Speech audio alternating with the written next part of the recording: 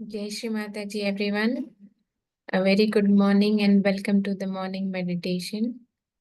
Let's all offer our pranams to Adi Shakti, raise our Kundalini and take one dance.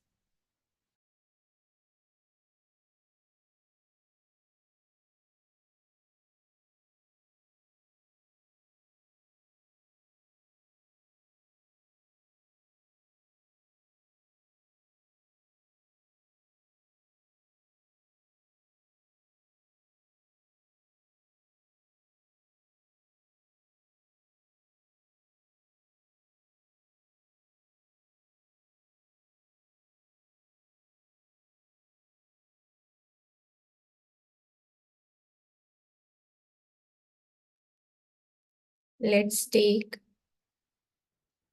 3 Maha Mantras followed by Shri Ganesh Mantra.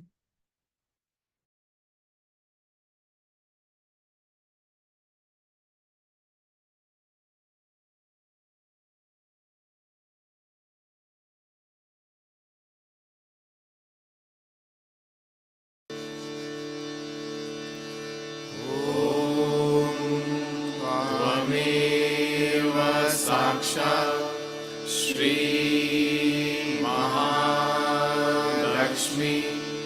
Mahasaraswati Mahakali त्रिगुणात्मिका kundalini साक्षात् श्री आदिशक्ति माताजी श्री निर्मला देव्यै नमो नमः। ॐ त्वमेव साक्षात् श्री कल्की साक्षात् श्री आदिशक्ति माताजी श्री निर्मला देव्यै नमो नमः। त्वमेव साक्षात् श्री कल्की साक्षात् श्री सहस्रार स्वामिनी मोक्षप्रदायिनी माताजी श्री निर्मला देव्यै नमो नमः। त्वमेव साक्षात् श्री गणेश साक्षात् श्री आदिशक्ति माताजी श्री निर्मला देव्यै नमो नमः।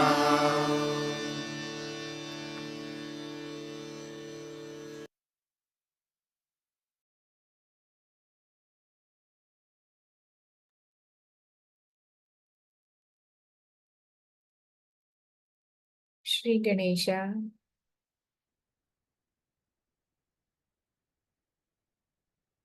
please bring us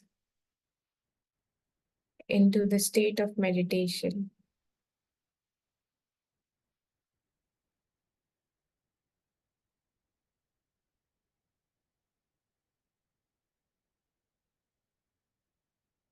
Bandhans to Vishuddhi Chakra.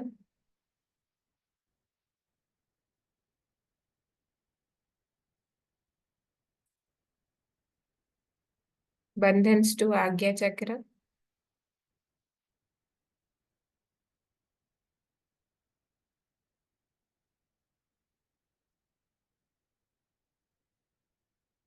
Let's raise our attention from Mooladhara to Sahasrara 3 times.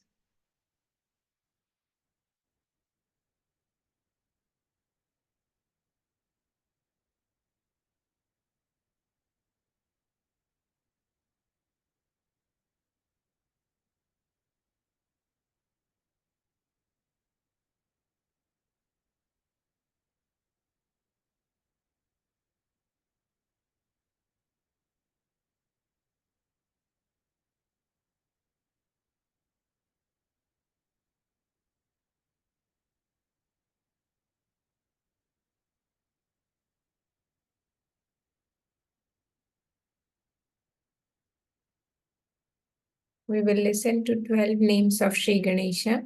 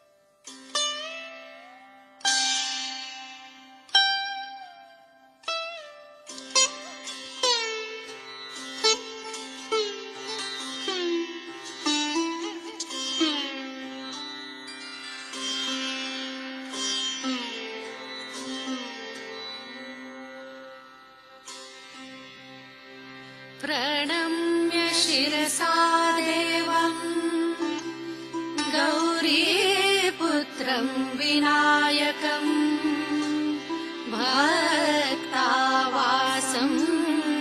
स्मरे नित्यम् आयुष्कामार्थसिद्धये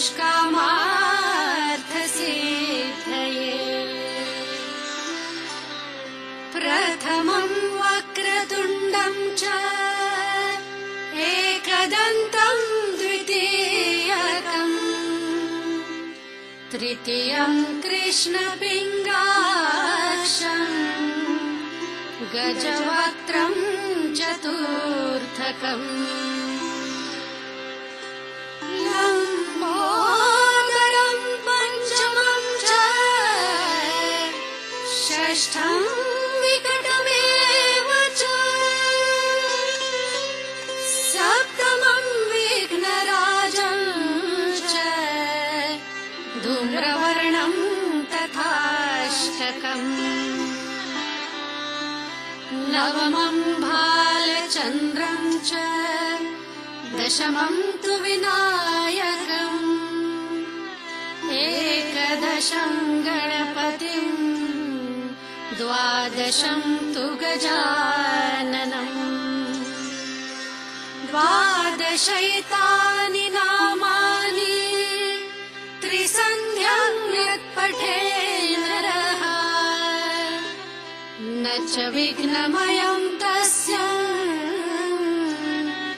सर्वसिद्धिकरं परम् सर्वसिद्धिकरं परम्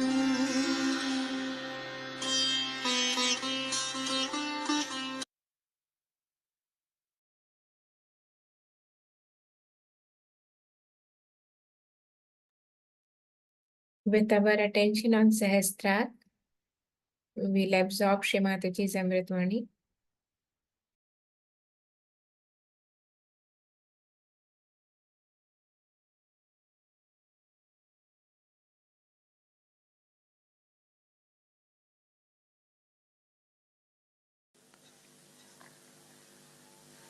Today, we are really sitting in very close relationship with the nature. The whole thing, as you can see very clearly, is done by villagers and in a very simple way, and I am sure you all must be enjoying it very much.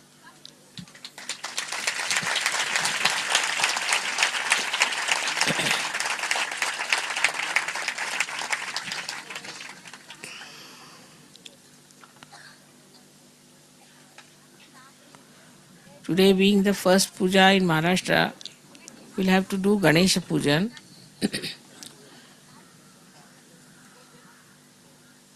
But one has to understand how it is so important in Maharashtra that people worship Ganesha.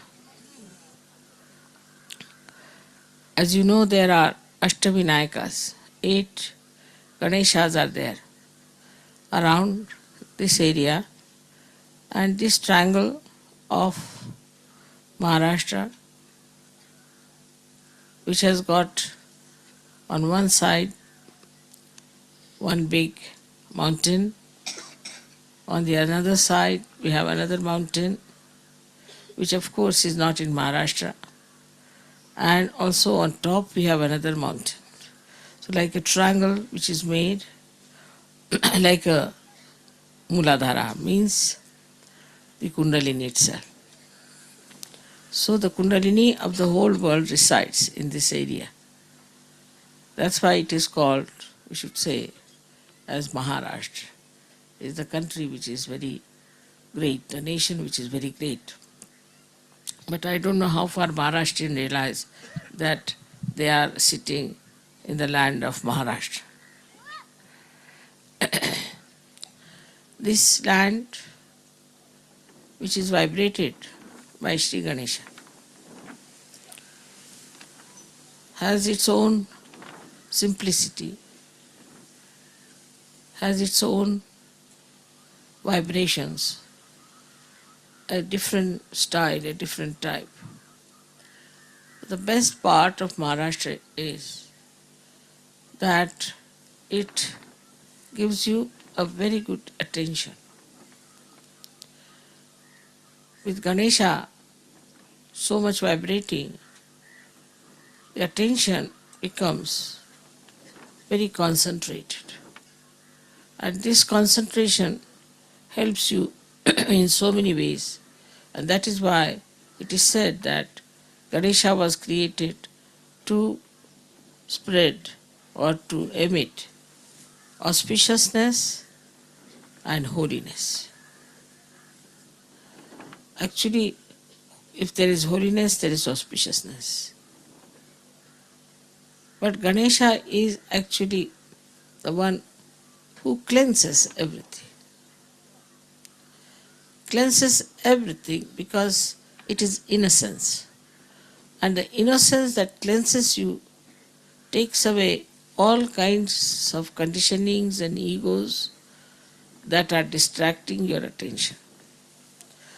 So the attention which is so wobbly otherwise in other places can settle down very well in Maharashtra because of Sri Ganesha's blessings that this country has, that people have very good attention. With that good attention, they can really do so many things. Like now, for example, you can see the software, good mathematics. They are very good at music because all these things require tremendous attention. Art, dancing, anything which requires tremendous attention, that has to come only through Ganesha. Because they say that Ganesha is a giver of wisdom. He is a giver of wisdom. Means just wisdom becomes a dharma, becomes a part and parcel of your being. You become just wise. Now somebody may ask, Mother, how to become wise? It's very difficult to say. How to become wise? It is just that it happens that you become wise. So though he is a child, he is so matured. He is so wise. And he is not only that, but he emits wisdom. And this wisdom is an innate quality of anyone who is a Sahaja Yogi. Because in him also Sri Ganesha has been awakened. So he becomes a wise person, very wise. And with wisdom, what does he achieve? He achieves a balance, a proper ascent, and also he understands that this ascent is for his benevolence, for the benevolence of his country, benevolence of the whole world. He understands the importance of Sahaja Yoga. Without this wisdom, one cannot understand. And this wisdom is within us, just absolutely innately built in. Only thing is, we have to use the storehouse of this wisdom that is within us. Of course, with Sahaja Yoga, it starts emitting, and you start feeding, and you start understanding what is wisdom is. You give up all your stupid childish things, you give up all your attachments, you give up many of your, say, things that you don't like, which doesn't behove you. You feel that you should give up, but you cannot. But with Sahaja Yoga, it just happens automatically, and you just see in your light what is needed, what is not needed. In that wisdom, you throw away whatever is wrong. So what a great work this Ganesha has to do within ourselves. This manifestation of Ganesha within us is very important, I think. Not that it is only the basis, but also the foundation stone of spiritual life is Sri Ganesha. That's why I've been very anxious that we should find out proper schools for our children. They should have proper education and they should be looked after. Because their Ganesh Tattva is already there. Only thing we have to nourish it, we have to look after it and make it grow. Once that happens, then children are safe. Then nothing can harm them. Nothing they will absorb which is wrong. They will never be again in the wrong path. But from very childhood, if you never had this kind of training or this kind of understanding about Kundalini or about the wisdom part of it, you can never later on easily assimilate it. For that, you really require a great effort and understanding that you have to have this. It's so beautiful. You must get this attention and you must get this innocence within. With Sahaja Yoga, as you see, it's working out very fast and people are getting really very wise, and I can see the wisdom writ large on their faces. In this wisdom, what do we find here? See, on any line that we move, we can find that most of our problems are coming from human beings. Because ecological problem or any problem you think of comes from human beings. Or other problems that you have in your own country, as you have seen that there are such problems that they're sort of endless and you cannot change them. You feel very nice sitting underneath this because you are fed up with the cement that you have and the problems it causes to you and the way it is now becoming very artificial. But in these circumstances, one has to understand that the wisdom plays such a part in life that whatever may happen outside, whatever may be the trend, whatever may be the fashion, whatever maybe the people are all changing into, you do not change. You change within. Once you have changed within, then you have full idea as to what is expected of others, and what they should do, what you are doing, and how to deal with them, and how to talk to them, how to tell them, how far to go with them. Everything, all this comes through wisdom. In Sahaja Yoga, as you know, you are very capable people, you have achieved a lot, you know everything, you know all about chakras, you know practically everything, I don't have to tell you anything. Despite all that, one should have also the wisdom how to deal with others, how to talk to others, how to behave towards others, how not to control anyone, not to say something that will be rather harsh or hurting. Because if you are trying to spread Sahaja Yoga, this is the only way we can go forward, is to look after everyone with great compassion. Now, we might think that wisdom is there with us and we know how to do so many things with our wisdom, and now we are absolutely wise. I agree with Sahaja Yogis. Now they have become really very, very wise and they know how to use their wisdom. But still, faith in themselves has to be really on a nirvikalpa state. That is only possible also Sri Ganesha. Because he is in nirvikalpa. He has no vikalpas, nothing. He doesn't have to question anything, he doesn't have to ask for anything, he's just there. And he is in complete nirvikalpa, complete, absolutely into a state where he is not at all attached, nor is he worrying about things, nothing of the kind. He is just in nirvikalpa, and in that nirvikalpa, he worships Mother. Small stories can show you how he was so sure of himself, how he had courage, and how he worked out everything so intelligently. But when you are doing something, you can be in two minds. You can be not so decisive. But he was, and he is, always very decisive, that he knows what is to be done. Right there. This is the point. So in wisdom, you don't have to think, argue. I've seen many people who say, Mother, you see, we were thinking, then we had vibrations, we didn't know what to do, this, that, how to do, how to correct, how to work it out. Now, I must say this is a state. It is not a state to be achieved, but it's a state. Means you are there. It has to be innately built in yourself, this state of wisdom.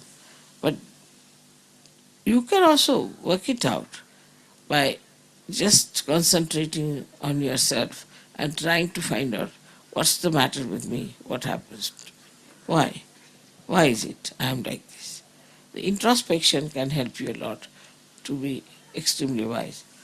But easier method is to worship the principle of innocence within yourself. For example, now we are dealing, supposing, with somebody who is a thief. Say, he's a thief. Now, what should you do with a thief? After you have found out whatever was lost, whatever you have, after that, what you have to do is just to forget about it completely. Once it is happened, then you have to just forget.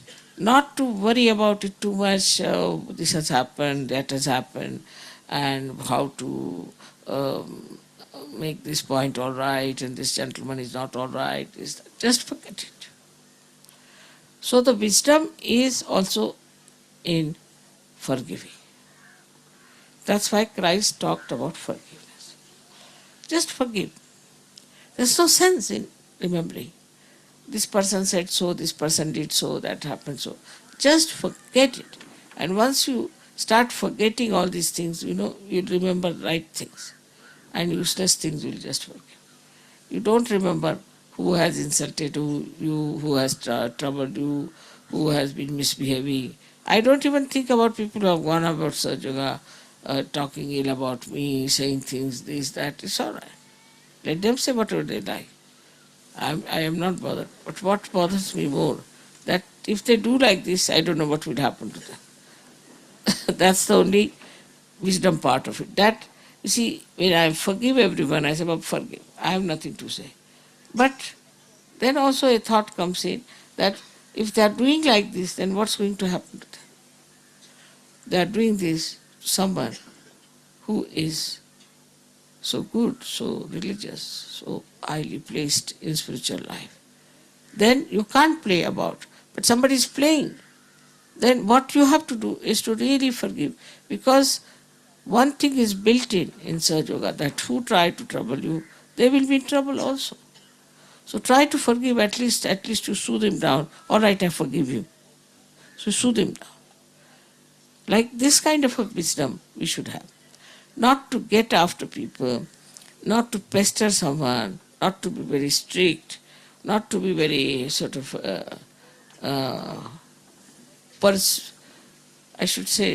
pursue the matter. Whatever is it, that point you should finish off and just don't worry. I was telling just now that there is a servant, supposing. Now he steals your money all the time. He steals your money. Now what to do if he's stealing your money? One thing is to get out of, ask him to get out. Then you have another one. Then again you get him out and get another one. Goes on like that, because they're poor people. They'll steal if they get. Now even if you are careful, still they might steal. So what should you do is just to forgive the person and put the money in such a place that he cannot reach. Finish it. As simple as this. You should just find out what does he steal. Oh, that's all. Then you keep it one side. But don't worry about all the time that now how am I to save myself from this thief, or how am I to punish him. Just don't think. These incidents are just like a breeze coming and going. These relationships are just like that. There's no depth in it. They are not going to bring any kind of unhappiness or happiness, whatever it is, if you go on lingering about them. So the first thing is live in the present. The wisdom is in living in the present. Present, we are here. So forget the past. Now, if I say forget the past, one may say how to do it, how to forget the past. Again, I would say meditation is the only way you give up your left and you give up your right, and you are just standing in the center, enjoying the wisdom, enjoying the joy of your being. So, the best part of our lives we spend in bothering, in getting upset, getting worried, getting after someone. Where is the time? Just think like that. Now supposing somebody says something to me, and then others will say, Mother, you must do something, you must punish that person. Where is the time? We have to awaken the Kundalini of thousands and thousands and thousands. And here we are just worried about something nonsensical. So our wisdom is finished. We have no wisdom at all. Even at the highest level, you can see people don't have wisdom. Highest level of realization, I've seen people who do not have wisdom. In the sense that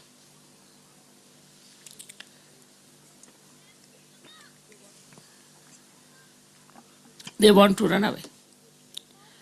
They just get fed up. Take sannyasa, finished. Go to Himalayas, live there happily. There's no wisdom in that also. So living in the present, you don't also feel tired because you don't think of the past and the future, and you live very well and in great happiness. You improve things and you don't think of the future, what is going to happen to me or anything, and that's how you save a lot of troubles of others as well as yours. So this wisdom is to live in the present. Is now that you ask somebody, how are you? All right. Then he's not in the present. You ask somebody, are you enjoying yourself? Not in the present. You ask somebody, are you happy? No. Then you are not in the present. You ask someone that, are you hungry? Maybe, may not be. Maybe they don't know even in the present they are hungry or not. It is so much they are lost in the past and the future. That's the sign of unwise behavior, unwise life. If they don't know whether they would like to have their food or not. But those who are really in the present forget all these small things. They are just in the present, and in the present whatever they have to do, they will do it. This is a very good practice. One has to practice wisdom through living in the present. Just think, what have I to do just now? What am I to do? Like you are getting out of the house. Many people will go halfway, oh my God, I have left my passport. They'll go back. Then again, sometime they'll come out, my God, I have left my spectacles. Again go back. Then again they will come back and say, I have lost this, I should have this. This kind of people are very, very common. So at that time when you are leaving the house, at that time if you are in the present, then you just think, what have I to take? This day 1, 2, 3, 4, 5 years. This is what I have to take and this there. That's how you can really establish yourself. In wisdom itself means the wisdom acts by itself. It's a power. Wisdom is a very big power. If you are a wise person, it's a power. It can combat any kind of ignorance, any kind of attacks, any kind of stupidity. It's such a tremendous power that God has given us, that we are wise. And this wisdom we should try to really to develop it and mature it properly within ourselves. So today's Sri Ganesha's pujan is there. While we should ask for wisdom, and for that we have to be in the present. Every way we should be in the present.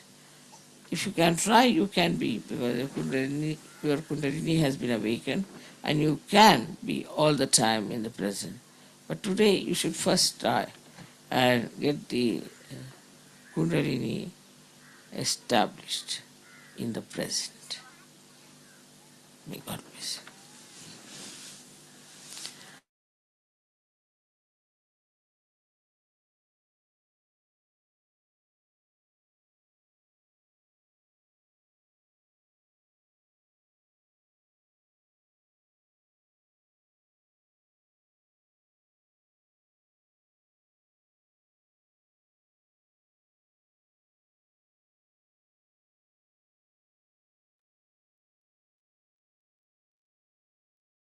Let's maintain the meditative state for a while.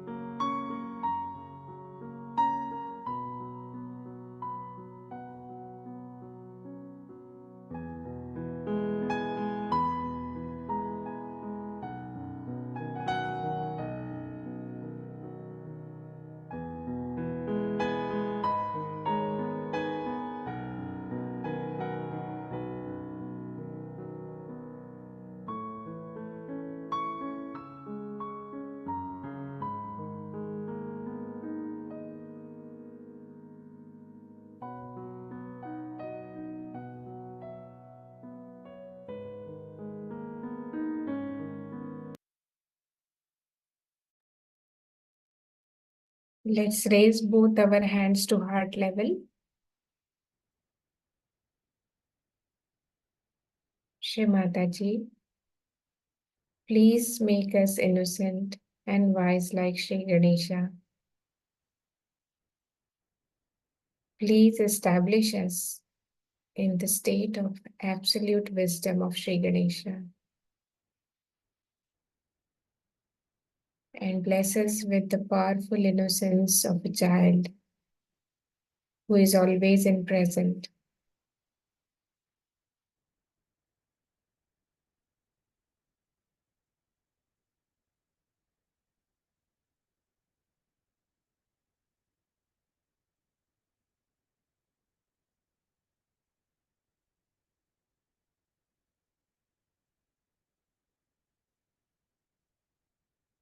Let's collectively offer our pranams, raise our Kundalini, and take bandhans.